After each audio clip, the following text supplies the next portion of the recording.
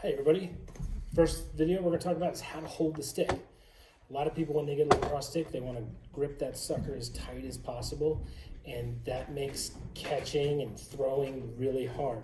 So what we're going to talk about is this cool little area in your fingers. This is like right where the finger pads are. Line up really cool with the back of the stick. So it's actually going to sit neatly in there, and then you just kind of let it hang down a little bit. Another thing to think about is like when you're catching, if you're right-handed, you're going to take your left hand at the bottom of the stick, and you're going to kind of put it straight out from your belly button. And then take your other hand and gently kind of put it up there. You can see right here, it makes a V with the back of your hand.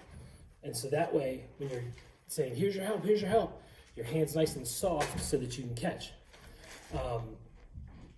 The other thing it really helps with is when you're cradling is a lot of wrist power. So if you're holding it like this, you can't really cradle softly and gently.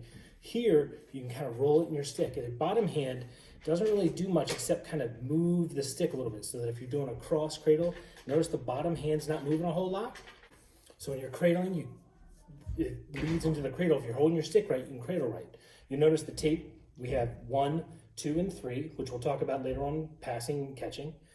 Usually when you're cradling, you're going to be up here, and then when you go to pass, you can slide it down, you can slide it up to catch. But the key thing is keeping those hands nice and soft so that you can cradle, catch, pass, all that kind of good stuff.